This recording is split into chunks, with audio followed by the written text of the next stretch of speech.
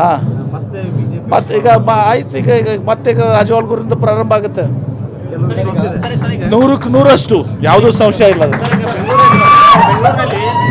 ಕುಡಿಯುವ ನೀರಿನ ಸಮಸ್ಯೆ ಆಗಿರ್ಬೋದು, ಕಂಪನಿಗಳಿಗೂ ನೀರಿನ ಸಮಸ್ಯೆ ಆಗ್ತಾ ಇದೆ. ಇಂಥದ್ದಾದ್ರೆ ಅಂತಾರಾಷ್ಟ್ರೀಯ ಕಂಪನಿಗಳು ಬರ್ತಾವಣ ಅಂತ ಆರೋಚಕರು. ಏನು ಅಂತಾರಾಷ್ಟ್ರೀಯ ಕಂಪನಿಗಳು ಹಿಂಗೆ ಬೆಂಗಳೂರಲ್ಲಿ ನೀರಿನ ಸಮಸ್ಯೆ ನೋಡಿ, ಇದೆಲ್ಲ ಸಮಸ್ಯೆ ಎಲ್ಲ ಕಡೆ ಕೂಡ ಇರೋದೇ.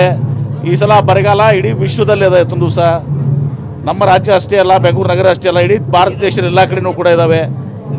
ಹೀಗಾಗಿ ಆ ನೀರಿನ ಅಭಾವ ಏನಿದೆ ಅದನ್ನು ನಾವು ಅವ್ರಿಗೆ ಮಾಡುವಂಥ ಮಾಡ್ತೀವಿ. ಇಂಡಸ್ಟ್ರೀಸ್ಗೂ ಕೂಡ ಏನು ನೀರಿನ ತೊಂದರೆ ಆಗದ ಹಾಗೆ ನಾವೆಲ್ಲನೂ ಕೂಡ ಎಚ್ಚರಿಕೆಯನ್ನು ವಹಿಸ್ತಾ ಇದ್ದೀವಿ. ಮತ್ತು ಒಂದು ಪರ್ಮನೆಂಟ್ ಅಡಿಷ್ನಲ್ ಪ್ಲಾನು ಕೂಡ ನಾವು ಮಾಡ್ತಾಯಿದ್ದೀವಿ.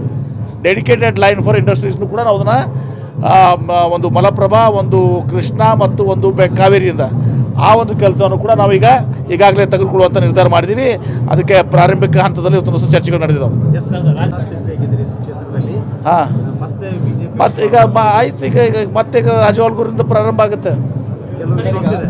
100ಕ್ಕೆ 100% ಯಾವುದೂ ಸಂಶಯ ಇಲ್ಲ. ಬೆಂಗಳೂರಲ್ಲಿ ಕುಡಿಯುವ ನೀರಿನ ಸಮಸ್ಯೆ ಆಗಿರ್ಬೋದು, ಕಂಪನಿಗಳಿಗೂ ನೀರಿನ ಸಮಸ್ಯೆ ಆಗ್ತಾ ಇದೆ. ಇಂಥದ್ದಾದ್ರೆ ಅಂತಾರಾಷ್ಟ್ರೀಯ ಕಂಪನಿಗಳು ಬರ್ತಾವಣ ಅಂತ ಆರೋಚಕರು. ಏನು ಅಂತಾರಾಷ್ಟ್ರೀಯ ಕಂಪನಿಗಳು ಹಿಂಗೆ ಬೆಂಗಳೂರಲ್ಲಿ ನೀರಿನ ಸಮಸ್ಯೆ ನೋಡಿ, ಇದೆಲ್ಲ ಸಮಸ್ಯೆ ಎಲ್ಲ ಕಡೆ ಕೂಡ ಇರೋದೇ.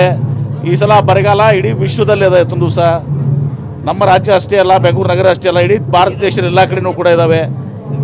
ಹೀಗಾಗಿ ಆ ನೀರಿನ ಅಭಾವ ಏನಿದೆ ಅದನ್ನು ನಾವು ಅವ್ರಿಗೆ ಮಾಡುವಂಥ ಮಾಡ್ತೀವಿ. ಇಂಡಸ್ಟ್ರೀಸ್ಗೂ ಕೂಡ ಏನು ನೀರಿನ ತೊಂದರೆ ಆಗದ ಹಾಗೆ ನಾವೆಲ್ಲನೂ ಕೂಡ ಎಚ್ಚರಿಕೆಯನ್ನು ವಹಿಸ್ತಾ ಇದ್ದೀವಿ. ಮತ್ತು ಒಂದು ಪರ್ಮನೆಂಟ್ ಅಡಿಷ್ನಲ್ ಪ್ಲಾನು ಕೂಡ ನಾವು ಮಾಡ್ತಾಯಿದ್ದೀವಿ.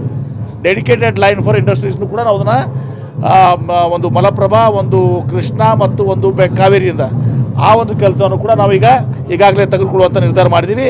ಅದಕ್ಕೆ ಪ್ರಾರಂಭಿಕ ಹಂತದಲ್ಲಿ ಇವತ್ತು ಚರ್ಚೆಗಳು ನಡೆದಿದ್ದಾವೆ.